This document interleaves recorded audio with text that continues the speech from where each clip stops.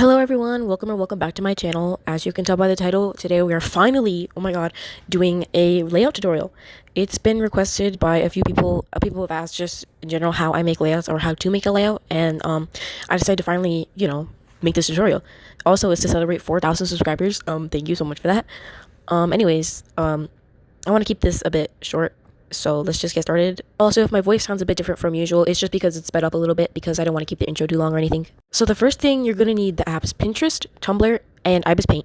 Yes, these are all necessary. Don't complain about it. Trust me, it'll be worth it. Okay, so first thing you're going to do is you're going to look on Pinterest for your sprite. For this layout, for this example, I'm going to be using Pom Pom Pudding as my sprite. And then once you have your sprite, you're going to look up whatever color your sprite is and PNG or just an aesthetic or something that correlates to said sprite. And then you're going to look for profile pictures of your sprite. This is going to make sense once you see me start building the layout. After that, you're going to want to look for render dividers. Now, Tumblr isn't exactly like something necessary, but it's just what I prefer to use, okay? But you can get render dividers off of Pinterest as well. And then once you have everything you need, you're going to go to a background removal website or just use some sort of something to remove the background of your sprites, your PNGs, and your render dividers. Once you've done that, then you can go to Tumblr, and you can also look for render dividers there because that's where really good ones are. Then go to Tumblr and look up render frame. Something like this will pop up. Download one of them or multiple, depending on how many you want of these on your layout. But you can also look for overlays on there. Those are really good for just making your layout look prettier. Also, a quick disclaimer, if you don't have the Pinterest or Tumblr app, that's totally fine because you can just use the website. But for Ibis Paint, you need the app. Anyways, after you've completed everything, you're going to go into Ibis Paint and select this ratio that I will put on the screen. So once you're in Ibis Paint, you're going to go to layers and then select it to be transparent. Then you're going to open your files and select the sprite that you removed the background of. And then you're just going to, put it in there. Also, I'm most likely going to slow down the actual process of me making the layout because I have been making layouts for a long time now, so my movements are really fast, so I'll just slow down some parts of it. After that, you're going to upload your render divider that you're going to use. I typically use one, but you can also put one on the top, but I personally just like to typically put one on the side like this. Please make sure that after you put your render divider up, that your sprite is the top layer because then it would just be hidden by the render divider. Alright, next you're going to select your render divider layer and then go to filters. And then you're going to search for grayscale, as you can see what I'm doing. And then click the check mark and then go to hue, saturation, lightness. That is going to allow you to change the color of your render divider. That's how I get my render dividers to match the color of my sprite so well. It might take a minute for you to get your divider to the right color, but it's definitely worth it. This next part, what you're doing, you're going to go to brush and then hold down on your sprite to get the color of parts of it. Make little lines, that way you can have the color in your palette. You're going to use this to make strokes on your sprite or render divider. Now, when I tried to put the stroke on my render divider, it has a little bit of a fade to it, so I couldn't select it. Next step, you're going to copy your render divider, move it down or whatever, resize it, and then move it a bit above it. It gives you an effect of having like an extra one or an extra little ruffle. And then you're going to go to grayscale again, hue, saturation, lightness again, and then you're going to change the color of it to match the second color or just another color of your sprite to match. This part took me a while because it's kind of hard to get brown, but it looked really cute in the end. So once you've done that, you're going to put them together if you want to. I suggest doing that just so it makes less of layers. And then this is optional, but if you have that specific render divider, which is the little polka dot one, you can put it by your divider, put it underneath it, and then change the color to give it a cute little fade effect again. Again, this is totally optional, but it's just something I like to do with my layouts. Oh, I sped this up a little because it took me forever to get the freaking color. Anyways, next you're going to select your sprite and then go to filters and select stroke outer. And then you're going to use that same color you selected for your palette, and you're going to choose that color. This is again optional, but I would suggest personally doing it because it makes your layout look really, or your character, your sprite, it makes it look really cute. Gives it like this kind of sticker effect. Once you have all your strokes set, you're gonna select glow and then the glow outer, and set it to either black or just a dark color of whatever your sprite is. It makes it look really good, trust me. The next step, we're going to finally upload those PNGs we had. I selected quite a few, but I didn't end up using them all. You'll see. You can select as many as you want, but I usually use either like 3 or 4, typically.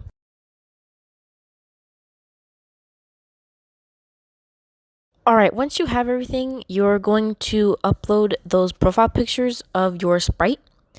You'll see in a second. Like, see how I selected one. You can put it in the top corner or just wherever you want it, and then you're going to want to select those Rentry frames that you downloaded earlier. Again, this is totally optional, but it's just something that I really love adding to my layouts. I'll just skip this part because it took quite a long time.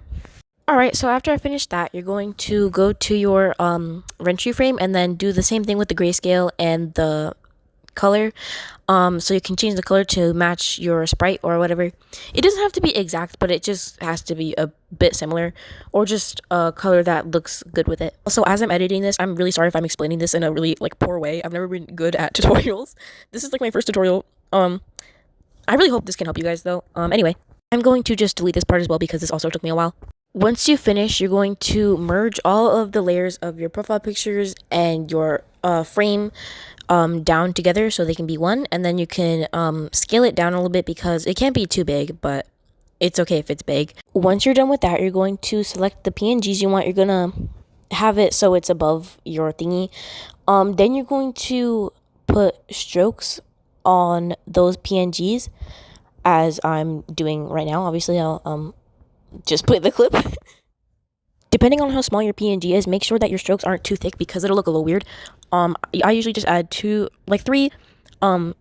typically less thick strokes, thinner, just a little bit thinner. I'm going to skip this part because it also took a while. Oh my god.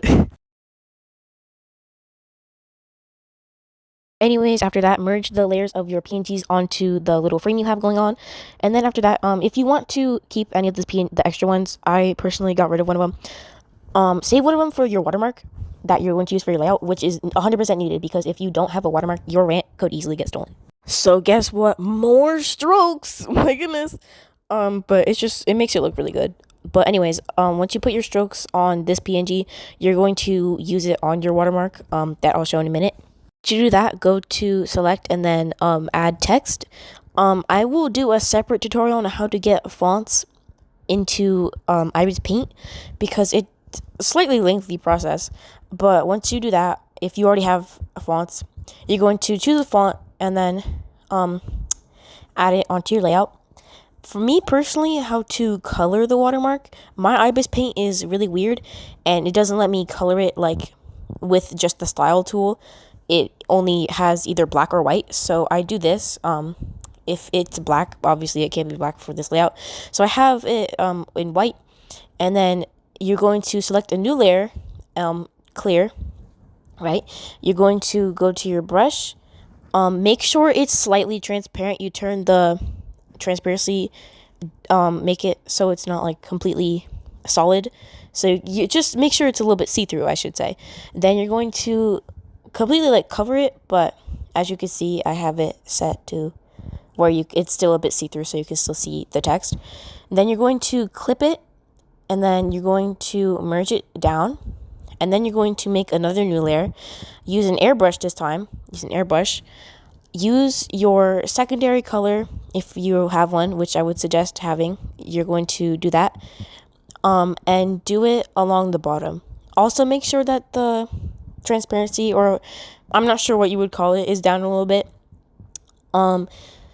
So you can have this ombre looking watermark. That's what I do for all my watermarks. Credit to Jet Ski Rants for that because I use their tutorial and it works really well, obviously. I'll put their channel on the screen right now. Anyways, you're going to go and add a stroke to your watermark. I usually use 2 or 3. And then depending on what platform you use, you can also put only on YouTube or only on TikTok, only on Pinterest, YouTube, TikTok, Pinterest, whatever you are sharing your videos on. I would suggest putting right next to your watermark. And you can also add your pronouns or your follower count, whatever you want to add to your layout. I usually put my name and then what I share my videos on, which is YouTube. I sometimes post on Pinterest, but I don't do that anymore. And honestly, after that, you're pretty much done. Now, if you remember that, you can put that down there underneath it. I'm just voicing this over as I'm watching this go. I'm sorry. And then after that, you're going to, if you do have Tumblr, you're going to import the overlays you have. Once you have your overlay, you're going to make it big.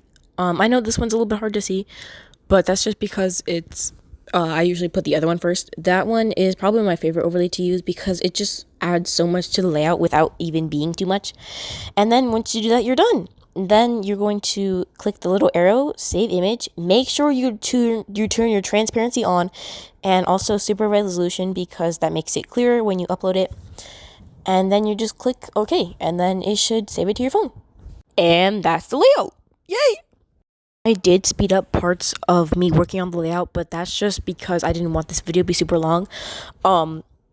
Too late. But anyways, I will also drop videos on how to make a slime rant, like how I personally edit my slime rants, where to find good backgrounds, layout tips, if you have any other questions about ranting, like if you're trying to begin ranting, if you have any questions, just let me know, and I can make a follow-up video on this.